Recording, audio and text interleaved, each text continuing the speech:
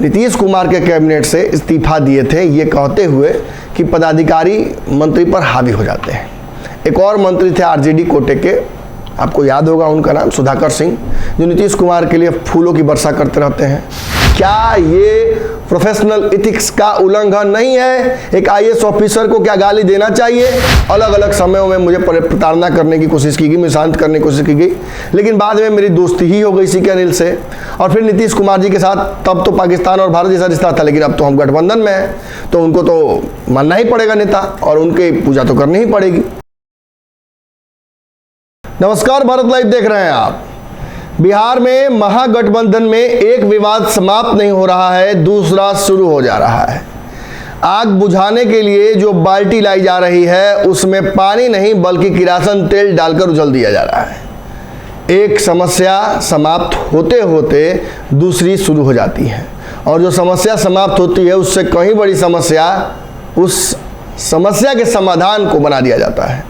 कल जिस तरीके से आपने पूरे दिन सुना, हमने चर्चा भी कराई, महापंचायत में हमने विभिन्न राजनीतिक दलों के प्रतिनिधियों से बातचीत की, और जिस तरीके से एक नीतीश कुमार का अधिकारियों का नेक्सस है, उससे मंत्री कितने परेशान होते हैं, विभाग में काम करने में कितनी तकलीफ होती है, इस पर हमने चर्चा की। निष्कर्ष यही निकला कि नीतीश कुमार ब्यूरोक्रेटिक नेक्सस पर ज़्यादा भरोसा करते हैं, अपने मंत्रियों पर और जनता के प्रतिनिधियों पर कम।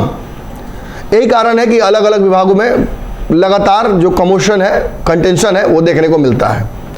अब शिक्षा विभाग का मामला था, चंद्रशेखर और के पाठक में ठन गई थी।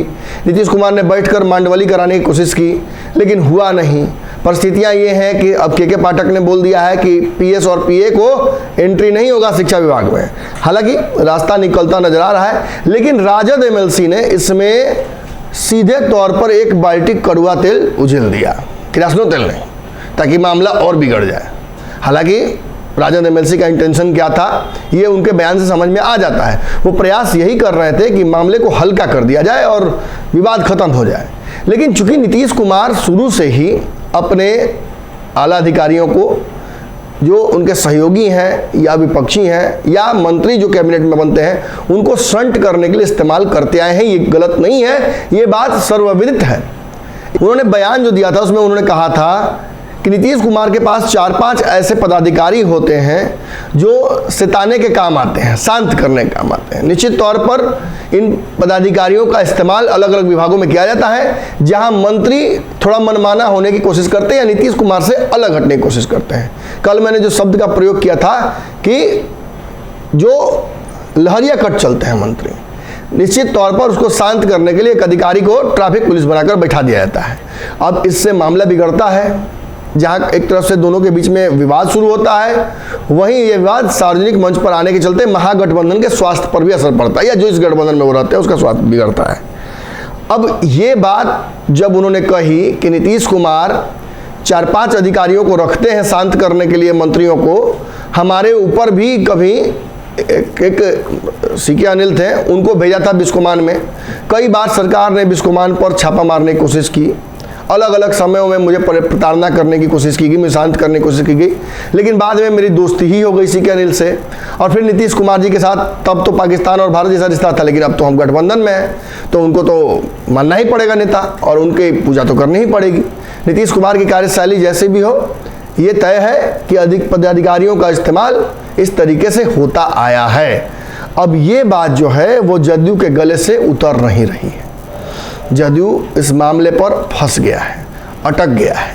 कहीं ना कहीं इस बयान से नीतीश कुमार पर सीधा हमला हो जाता है, और ये भी कहीं ना कहीं स्थापित हो जाता है कि नीतीश ब्यूरोक्रेट्स पर ज़्यादा भरोसा करते हैं, और ब्यूरोक्रेटिक्स नेक्सस का इस्तेमाल वो हथियार की तरह करते हैं। अब ये एक तरफ सच्चाई है, दावा है, वहीं दूसरी तरफ इस मामले पर अशोक चौधरी ने एक लोकल पत्रकार से बात की।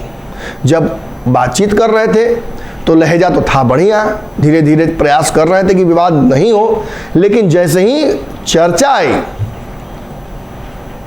एमएलसी आरजेडी सुनील सिंह की, तभी से उन्होंने आपा खो दिया। उन्होंने कहा कि हम बकर बकर नहीं करते हैं, वो अगर बकर बकर कर रहे हैं तो निश्चित तौर पर इनके पीछे कोई दूसरी ताकतें होंगी। हो सकता है कि भाजपा की भाषा बोल रहे हैं, कुछ भाजपा के साथ हो गया हो, ये तरीका नहीं है गठबंधन में बयानबाजी करने का।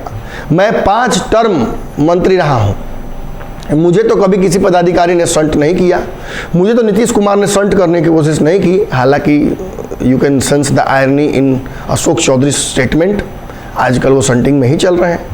खैर इस चर्चा पर मैं बाद में कभी बात करूंगा, ये तो दूसरी टाइप की खबर है। लेकिन अशोक चौधरी ने ये दावा किया कि आज तक किसी मंत्री को नीतीश कुमार ने संट नहीं किया, जबकि उन्हीं के समय में एक मंत्री हुआ करते थे बिहार सरकार में, जिनका नाम है, अब वो आरजेडी में है, जिनका नाम है श्याम रजक। अब श्याम रजक जी नीतीश कुमार के कैबिनेट से इस्तीफा दिए थे, ये कहते हुए कि पदाधिकारी मंत्री पर हावी हो जाते हैं। एक और मंत्री थे आरजेडी कोटे के, आपको याद होगा उनका नाम सुधाकर सिंह, जो नीतीश कुमार के लिए फूलों की वर्षा करते रहते हैं। उन्होंने भी यही आरोप लगाया था कि सारा ब्यूरोक्रेट चोर है और चोरों का राजा उस विभाग में मंत्री हो जाता है। अगर नहीं चोर बनना चाहता है तो ब्यूरोक्रेट्स उसको परेशान करते हैं। ये किसके ब्यूरोक्रेट्स हैं? भाजपा के ब्यूरोक्रेट्स हैं, ये तो नीतीश कुमार के ब्यूरोक्रेट्स हैं। तो अशोक चौधरी की भाषा और उनके बयान में साफ झूठ झलक रहा है।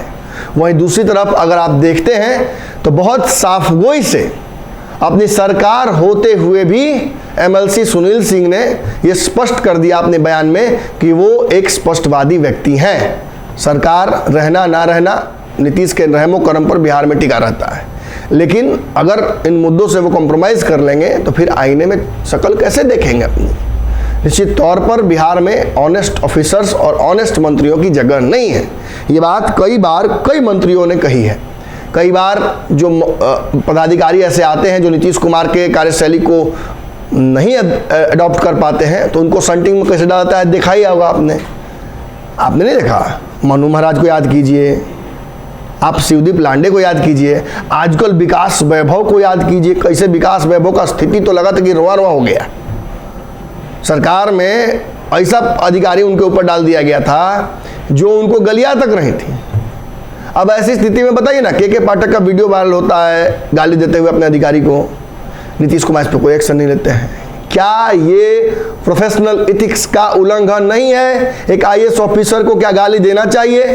ये सवाल है जिन सवालों का जवाब हम अगले किसी कड़ी में लेंगे।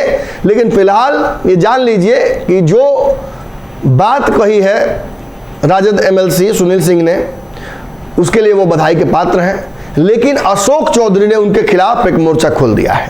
राजद के सबसे ईमानदार सिपाही, तेजस्वी यादव के राइट लेफ्ट खड़े रहने वाले, लालू यादव के परिवार का हिस्सा माने जाने वाले सुनील सिंह के खिलाफ अशोक चौधरी ने आज खुलेआम ऐलान जंग कर दिया। एक तरह से आरोप भी लगा दिए, उन पर यह भी कह दिया कि भाजपा की भाषा बोल रहे हैं, बकर बकर कर रहे हैं, जबरदस्ती के जिन शब्दों का प्रयोग कर रहे हैं उन शब्दों को हमारे डिक्शनरी में भी रखा गया है, लेकिन हम इस्तेमाल नहीं करते हैं। यहाँ तक कि ये धमकी दी अशोक चौधरी ने कि हमारे पास ऐसे ऐसे प्रवक्ता हैं जो आपसे भी खतरनाक भाषा का प्रयोग कर सकते हैं। हालांकि हमने तो सुना नहीं, आजकल तो प्रवक्ता लोग को चुप कराया हुआ है जदयू के, लेकिन ये बयान देकर उन्होंने एहसास कराया कि आप अगर और ज़्यादा बोलिएगा तो स्थिति और बिगड़ सकती है, सरकार के स्वास्थ्य पर तलवार लटक सकती है। फिर से राजद जदयू में ठन गया है।